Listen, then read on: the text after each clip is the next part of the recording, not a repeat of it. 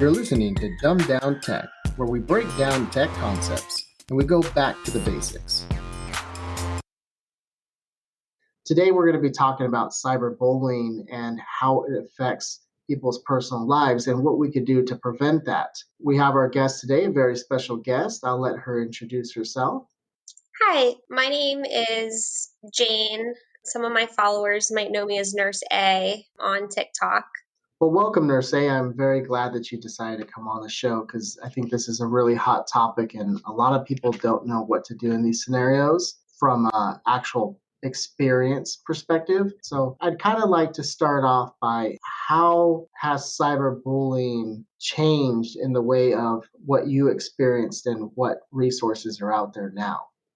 Oh my gosh, it's changed so much. I'm 32, so whenever I experienced cyberbullying before recent, I was MySpace, AOL. It was, you could turn it off and it went away. But now it is a constant just river of hate comments, of bullying. It's, as an adult, I can turn it off and walk away from it, but I can see why younger kids are really suffering with it because it's just constant. Yeah, and that makes sense. Me being in the IT industry, it's, everything's about social media. There's so many different platforms. Even if somebody bullies you on one, you jump to another, they're usually going to follow or continue to come after you. So it's a big deal, and everybody is on their phone at all times. They can't disconnect, which I think is another huge problem. With people being able to really not disconnect, what is the best way that you feel that people in today's age can disconnect? So for me, it was easier to disconnect because I have two children, I have a house to take care of. It kind of was, I don't have time to filter through all of the bullying, the comments, everything. But with younger kids, I feel like their best bet would be trying to do some kind of activity, something that just isn't related to their phone or social media to try and make that disconnect. And what I've seen happen a lot is, for me as a tech, we would put some software on the phone and have parental control. And I feel that a big part that's missing is parents are not looking at what their kids are doing, which opens up a whole gate of different people who can talk to them and bully them. So, from a parent perspective, I'm assuming that you feel it's very important that parents keep tabs on their kids and understand who they're talking to. Oh, yeah, absolutely.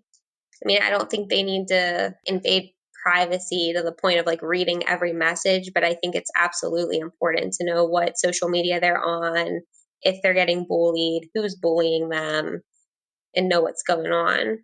Right. It's extremely important. I feel in today's day of age, just a little bit of monitoring, of course, not invading somebody's privacy, is always something that we should be doing. Can you give us a little bit about your story and how you overcame that?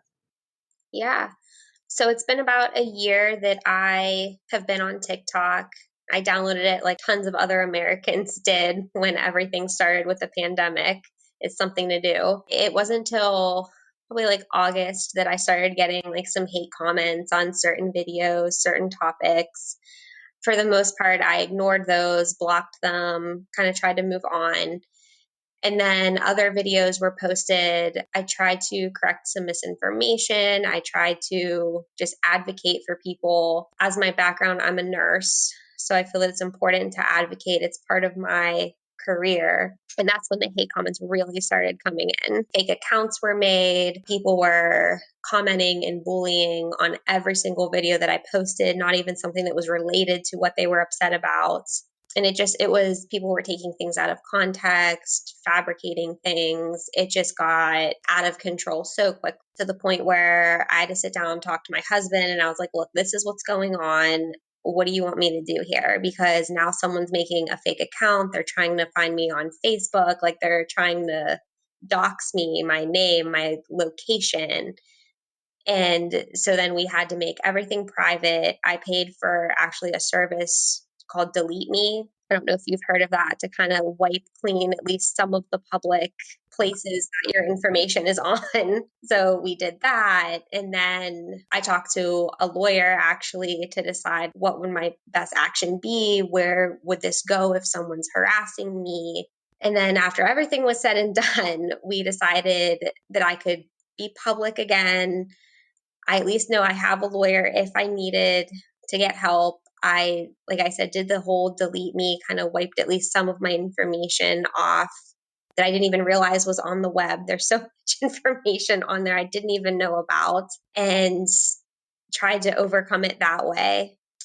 And I just try to block and delete comments that are either bullying me or other people to try and just stop it before it starts up again. Now, it's interesting that what you said is there's so much things on the internet, and what people don't realize is everything that you put on the internet is always going to be out there. And it is very hard to actually go through and delete things about you, whether they're false or true. So I always recommend people that, if you are going to post something, be very careful of what you do post because it will be on the internet for the rest of your life. Mhm. So now being in the spotlight, I'm sure there's a lot of people who come to you and said, well, you should just ignore those people or ignore the haters. And, the fact of the matter is you just can't, right? There's always some hate coming from some different direction and some are more aggressive than others. So what can you kind of give advice for those people who are in your situation who just can't simply ignore the facts? I mean, it's hard. Sometimes I try to ignore them, but with my personality and how strongly I advocate for things, it's very difficult to ignore things, especially when people are making up complete lies about things. But I try to pick and choose who I ignore and only try to respond to things in a more respectful way instead of trying to attack them back, is what I'm trying to do anyway. We'll see how that works. Kind of kill But them with kindness. trying. So, can you give me a few resources that helped you that will help other people who are being cyberbullied to one either prevent it or to like the delete me that you mentioned earlier? What would you say would be a few resources they could utilize? Definitely the delete me, and definitely the people around you, like your parents, different, if they're younger, or friends, family, to try and help kind of figure out what to do. I talked to multiple people at work, people that like new lawyers, just to try and figure out what to do. Other resources or things that I did, I tried to contact the social media platforms themselves, which still waiting for a response, but I tried to take that route. I limited comments, privated things. The biggest resource I think was the delete me that I used. And so, do you find that some of the bigger social media sites, because you mentioned that they haven't responded to you or that takes time, do you feel that they actually are helping? I personally do not think they are stopping it at all. I think that TikTok, for example, will message you back a response saying that they are. They've taken down a few things, but I feel like they almost pick and choose what they take down. There's clear violations of their community guidelines, and things still don't get taken care of.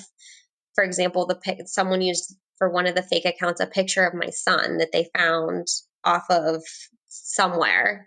Everything's I have is private, but my cover photo on Facebook was not the one thing. So they found that, tried to use that against me, and TikTok still hasn't taken that down. So that's a clear Wow. violation of guidelines. Whoever made the account did switch the picture to something else that something to do with my husband, which I'd much rather be on there. But for example, they definitely could do way more with that. Same with other platforms like Instagram. There's tons of accounts there that are bullying others that it seems like they just kind of turn their head on. Okay, so I love hearing this feedback because big companies need to know what their users are experiencing, and it's they've created a platform. They are allowing everyone to use it. They should have some protections in place, or at least have the resources in place to help when people are in your situation or have been in your situation. So, there's this big debate about big tech companies, that they're censoring now, that they're saying that they're helping in places that they're not. So, is there anything that, or groups out there that are trying to change this within those big companies? Not that I know of. I know that tons of people try to like tag them in those companies, like tag them if something's going on in a video, because there's no way to communicate with someone other than reporting things, which I think is a big flaw too. I think it would be nice to actually talk to somebody to explain what's going on instead of them just seeing a 30-second video and not understanding what is violating their community guidelines. Like it says they have a zero tolerance for bullying, but I have seen so much bullying besides myself being bullied on there. Right. And so that definitely proposes a, huge problem, right? Or needs a big solution to actually attack that. Okay. So in cyberbullying, in my field, because I'm in the IT security field, we try to obviously prevent a lot of that by engagement or education, right? And what to do or what to avoid. So some of those things that we try to avoid is, one, posting pictures that are explicit. Two, not posting your personal information. Make sure you hide that. If you need to, use an alias. And then obviously be careful who you add to your personal profiles. Keep it to family members or people that you know are close to you. And even those people you need to reevaluate once in a while and go through your friends list.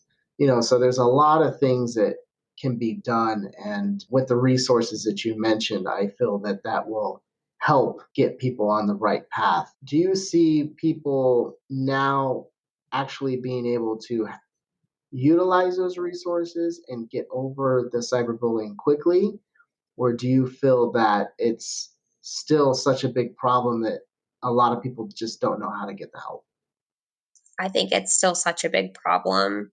Besides myself, I'm in pediatrics, so I see tons of teenagers and adolescents all the time that are really struggling with cyberbullying. They don't know where to go, they don't know what to do, to the point where a lot of them have psychiatric problems and they don't know what to do. It's definitely a long-term issue for a lot of people. So other than technical resources that can help them, obviously therapy and psychiatrics and other types of therapy will definitely help in that recovery as well. Mhm. Okay.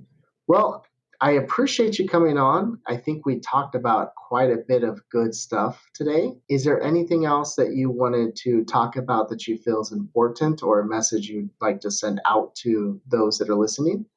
Just touching on what you said, just be really careful what you post because, like you said, things that you post, especially younger generation that isn't really thinking long term wise, that stuff is there forever. So just really think about what you're posting and the message that you're sharing with people, and if that's something that you would be okay with sharing in 10 years from now. That is the best advice I've heard anybody say all week. So thank you. So we want to promote you and allow people to be able to find you. Is there any information you'd like to give them if they wanted to get in contact with you? Probably the best way to get in contact with me would just be the social media platforms of TikTok, or I also have an Instagram. My TikTok handle is just nurse.a. And I try to do my best to answer comments and try to help people that need something. Well, perfect. If you would like to check out our TikTok, go to nurse.a. And we appreciate you very, very much for coming on and sharing your story and giving us some insight. We have enjoyed you listening today, and we'll be back again next week. Today's Dumbed Down Tech was sponsored by Corporate Design Solutions. To learn more, please visit their website at corpdesignsolutions.com or feel free to give him a call at 702 350 1000.